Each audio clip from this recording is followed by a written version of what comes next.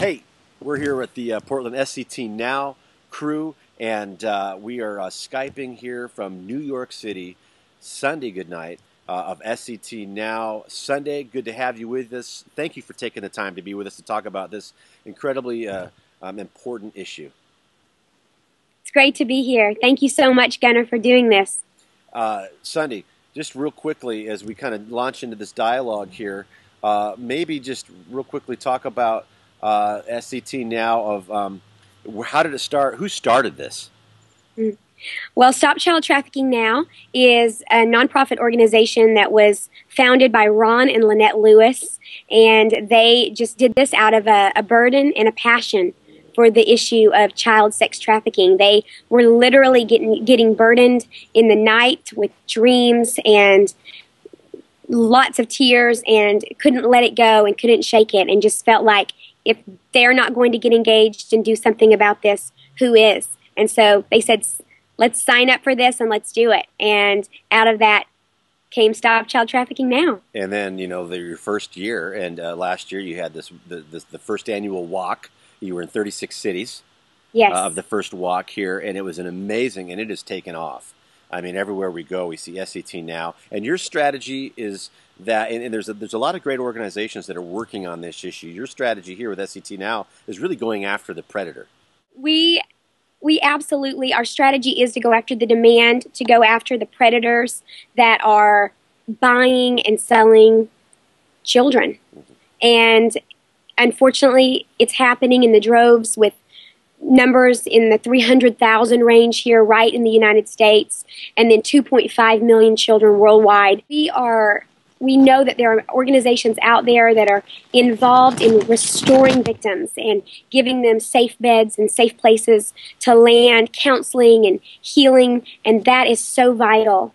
But we really want to prevent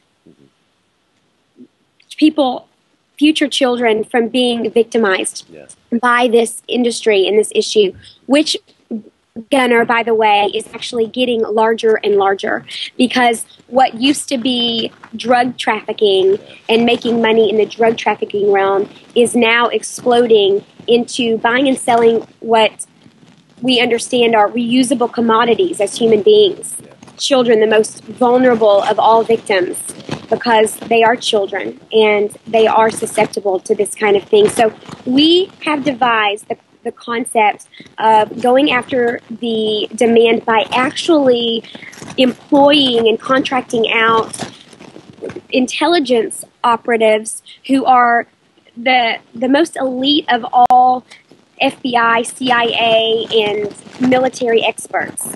And these guys are just awesome. And they are going to use all of their government training to fight this issue. So these are the men that used to fight the war on terror. Now they're engaged in fighting the war on trafficking. Wow. Yeah, and I'll tell you what, I mean, I can't be more confident in, you know, sitting on the conference call a couple weeks back and hearing what's going on with some of these folks and what you're doing with these the caliber of these folks that are behind this, and they're going after it.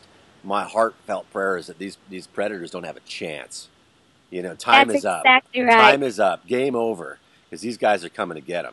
We're here to strike fear in the hearts of these predators, and I believe it's time. I mean, statistically, predators do not serve justice for what they're doing. They're not caught. They go unnoticed, and some of the traffickers, which, you know, the difference between a trafficker and a predator is that the trafficker is not the one that's actually doing the buying of the child and having, you know, abusing and victimizing a child. But and so they go unnoticed. I mean, I think in the last 10 years there's been less than 10 federal convictions on predators, and so they're not scared. They're getting away with this. Absolutely. They're doing it in hiding, and they're not nervous. But SCTNow wants to know that we're coming to their community, we're going to find them, and they're not going to get away with this. What are some things that people can be doing that might be watching this in their own community? You know, I mean, you have the website, some great resources. What are some things that people can be doing right now to maybe put pressure on their government, the local governments or such, or enforce the laws? What are some things that you would recommend people that can do to get involved and get engaged? I think that's a great question. Well, I do think you're absolutely right by saying that the laws are so important, and we have got to have the right laws in the right communities, in the right cities. I would say right now, Polaris Project, polarisproject.com, I believe, is doing a great job on listing the laws in each of the cities and communities and what needs to be strengthened, what laws are not in place in certain areas. And so petitioning your local government and is super vital and super important, and that is something that can be done. And you know, it does maybe sound contrite or a little bit contrary to bring awareness to the issue, but I was walking into work this morning and just thinking about the number of people that don't have a clue that this is happening. And so they may walk by someone in an airport or on a sidewalk that is potentially being trafficked, and because they don't know the right words to say, they don't know the right questions to ask, they don't even know to look for this issue. That's right. We're missing them, and they're right under our nose, and maybe we could be the people that could save them. Absolutely. You know, that really struck me when I watched a news report locally that was on one of our local channels here recently, and they were talking about, you know, when we live in the city or the suburbs, whatever else, we may have a stereotype of where this is going on, if it's going on. We're like shocked it's going on. Then we think, well, it's in this part of the city. It's just in kind of this area here. But then when we started looking at it and watching the report, it's going on everywhere. Absolutely. I mean, who would have ever thought that Portland, Oregon would be on the map at number 2? It just doesn't seem possible. It's Portland, Oregon. So when I realized that this wasn't just a third world issue, like you said so poignantly, I realized this is something that I want to be a part of. I'm not a mom yet, but one thing I do know is I will be, and I don't want my children to have to face this issue. And so I want to stop it. I want to prevent it. I've always been in the preventative side of things. I think that's so important. I love rescue. I love restore. We need that arm as well, because unfortunately there's already 2.5 million children victims. So we need someone to help on that end. But we want to prevent another 2.5 million from ever being violated. Absolutely. Now, you personally, you're working with SCTNow. Up there in New York, you were down in Nashville, I think earlier we talked. You know, up there. When did this issue? When did it really hit you personally? You know, when did the light bulb go off and go, man, I've seen this, as Brooke Frazier sings in one of her songs. I've seen this. Now I'm responsible. You know, what was that like for you? What happened? Well, my lightning bulb moment was in Ukraine. And I was overseas, and I have such a passion for orphans. And I began to hear stories from the girls about their friends who were being pimped out, and that to them it looked a little bit glamorous in the beginning, but the men were making so much money off of the girls, and the girls were making nothing. And because I knew that, even though I didn't actually even have a term, Gunner, at the time to put with the issue, I knew it was wrong. It broke my heart. And these are the most innocent of all children and the most vulnerable. My goodness, orphans. And my heart with orphans kind of collided with this issue. And when I was in a season of searching and trying to figure out what my next step would be after I was a counselor at a group home for troubled girls at Mercy Ministries, I still didn't even have the terminology human trafficking or child trafficking, but was offered this opportunity. And each time that I would hear the word child trafficking or human trafficking, tears would just come into my eyes, and it was like my heart was getting pulled into something that I wasn't even aware was going on. It was really miraculous in so many ways, and I never knew that I would be doing what I'm doing now and get the education on this issue that I now have, and feel really like it's a calling in my life. And how could you sit back and do nothing when you know that innocent children every single day are being at risk? And since I've gotten engaged in this, my family's actually adopted from Ukraine, and I look in the eyes of my sister on a continual basis, and I see her, and I just think she could have been one of those victims. And so she keeps me going in this pretty much on a daily basis. 4 continents? 4. 4 continents and 41 cities. How many cities were in the walk last year? I think it ended up about 36. 36 last year. So we were on the move. We've got that. What are your goals and objectives for the walk? Well, we want to raise as much money as we possibly can. I think our goal this year is at $1.5 million. We raised about $650,000 last year, Wow. and we had about 8,000 total participants in our first year endeavor.